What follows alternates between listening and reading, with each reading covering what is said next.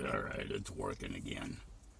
It's starting to get dark out. It's only like 4 o'clock in the afternoon, and this camera ain't picking up light. So, part 3 of a never ending fucking story that seems to be going on forever. She doesn't cooperate with her brother. I'm trying to talk to her. He's yelling and screaming at her. She's flashing her boobies, and he whips out his fucking dick and waves her dick at. I'm still trying to figure that out. That really fucking bothered me.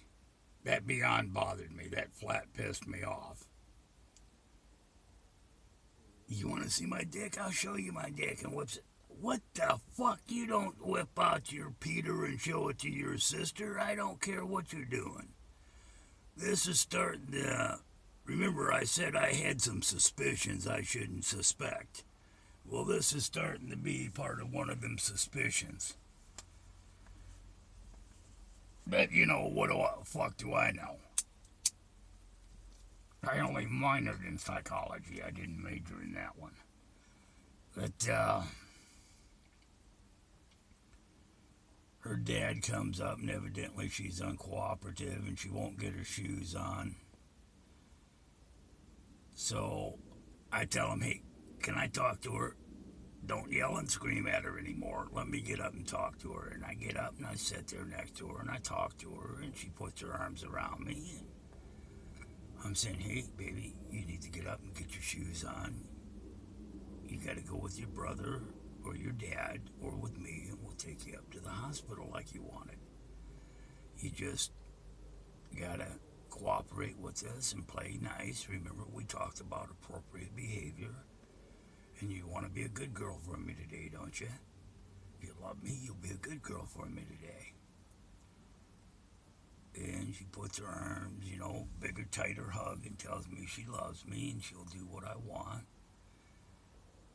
And I say, well, come on, get your shoes on, girl, let's go. And then her brothers start screaming, yell at her again, and I get up and go out to have a cigarette because I can't put up with more of the screaming and yelling. And when I come in, he's sitting where I was sitting before, yelling at her, and it's like there's something going on. He's like jealous of any other guys getting near her. He's really weird when other guys get near her. Her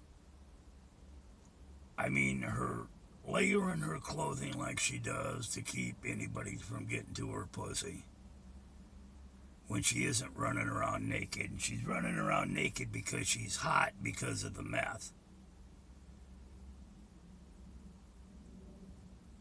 But there's something freaky deaky going on there that I ain't really fucking comfortable. It's something I've been suspecting for a while just by the way he yells at her.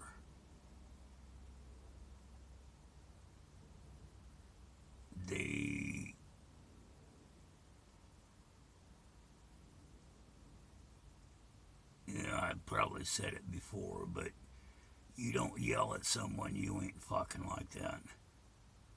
Sorry, it's just my fucking opinion.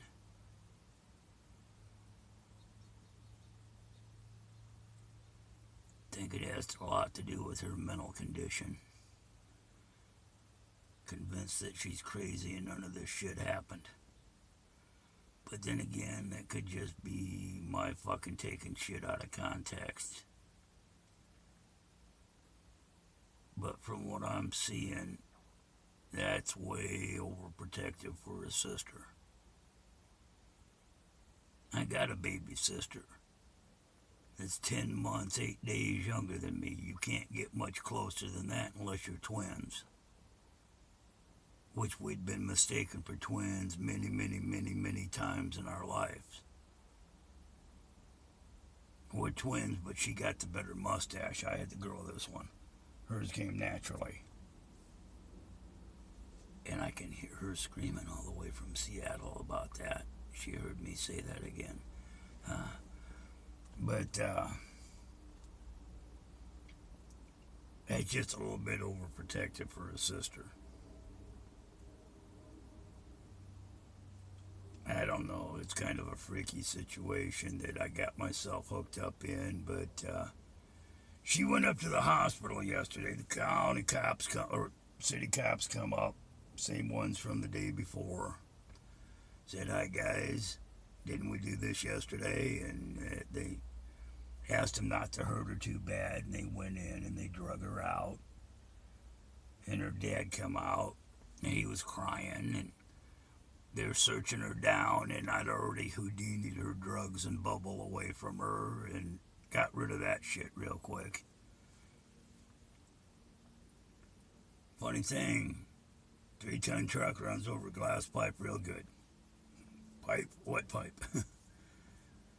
So, she kept losing her pants as they were busy trying to get her subdued. So I reached down and did her pants up for her.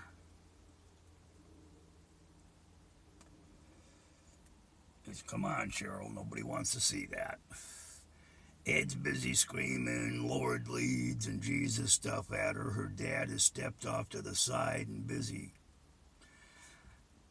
Toughest old guy I've ever met in my life. I have a lot of respect for that man. I'm proud to call him a friend. I'd take a fucking bullet for him. And I seen that man break down and cry yesterday. And I stood there yesterday, held him, patted him on the back and said, "Hey, you're doing the right thing. She has to hit absolutely rock bottom. She won't get any better unless this has to happen." And while I'm doing that, her brother's down screaming Jesus shit at her on the fucking gurney that they're strapping her down to. And they wheel her down the hill.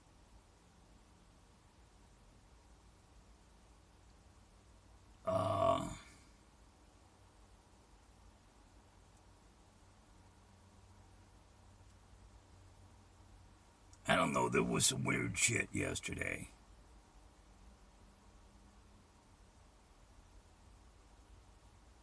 Some weird fucking interaction between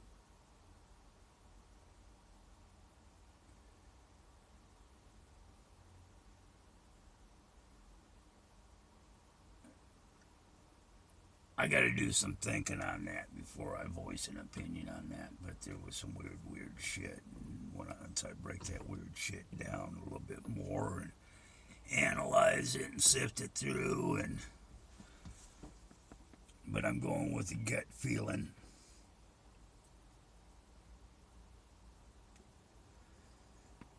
But I got to the hospital before the ambulance did. I'd stopped at her trailer, turned off the lights, the heater, turned the water on so it'd drip and not freeze up overnight. Grabbed her boots, come up to my place, grabbed a pair of clean socks, jumped in my truck. Got to the hospital before the ambulance did, talked to the drivers, gave them some vitals that they didn't have. I couldn't remember her social security number, which I've never seen, so I didn't have a chance to flash memorize it.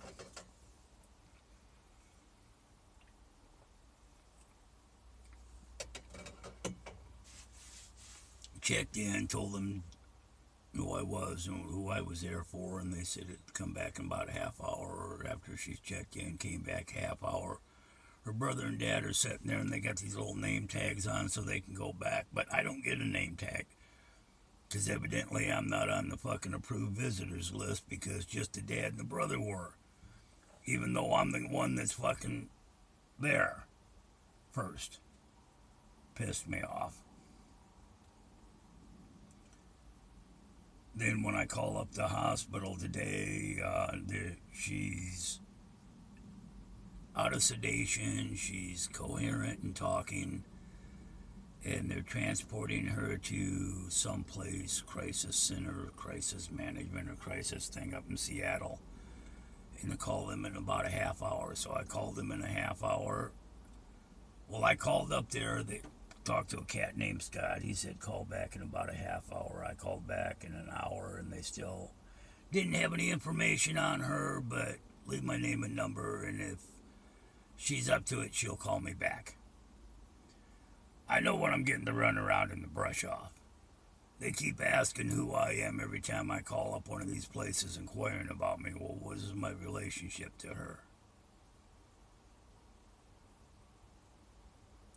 Really no serious relationship at all. It's just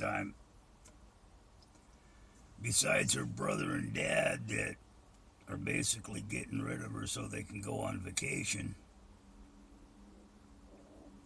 I'm all she's really got.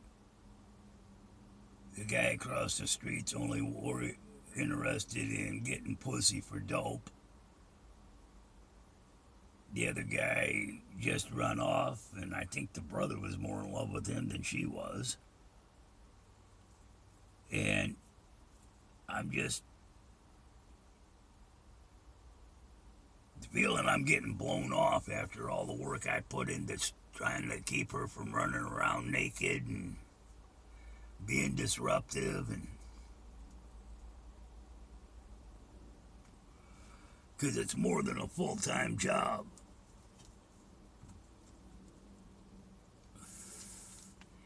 And I promised the goofy little bitch that I wouldn't run off on her. I'd be there for her. She needs someone that'll stick by her and not run off with the good, When shit starts going negative and going bad, and it's at its absolute worst, that's not when you run out on somebody. Friends don't run out on friends when shit hits the fan,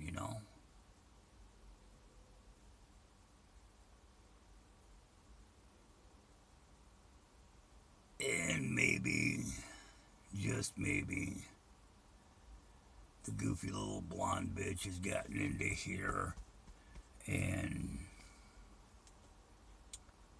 there might be some feeling towards her. Well, when she's not goofy, drugged up Cheryl, she's she's funny, she's smart, really smart, quick. Bitch can work my phone faster than I can, and makes my phone do shit I didn't know it could do.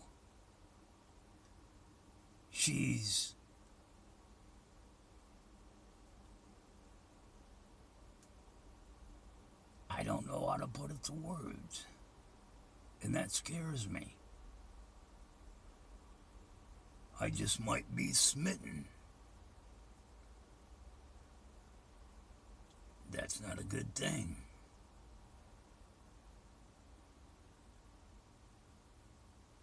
But damn it, she made me ask her dad if I could have his permission to date her a couple years back. I can't believe I did that.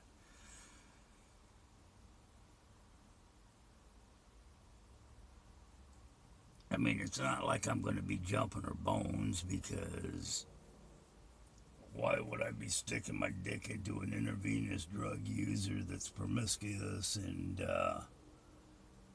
I'd have to have a full fucking medical report on her before I did that.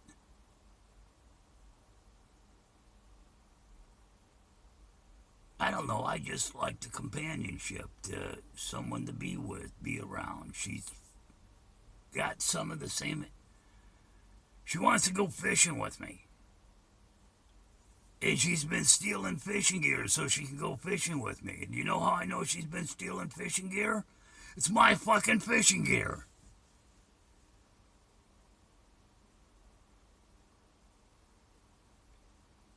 I found DVD movies inside her trailer yesterday that are out of my motorhome, out of my storage in the motorhome. I'm going, come on, baby girl. We can't be intermingling our stuff like this. The only time you start intermingling stuff like this is if you're a couple. We're not a couple. We're a couple of fools, but we're not a couple.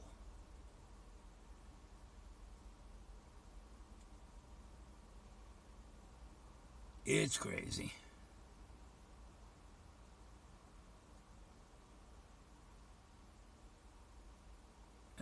mistress. She won't let me leave when I want to leave. She gets all upset about it. But I don't want to stay the night at her place because I don't know if this Sean guy's going to come back and be the jealous ex-boyfriend motherfucker that I don't want to have to deal with because he's big and I'd have to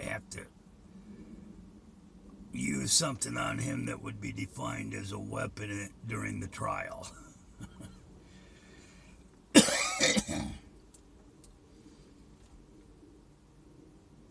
And I really hate having to use a weapon on somebody that's that big because I really have to hurt them to put them down. He's one of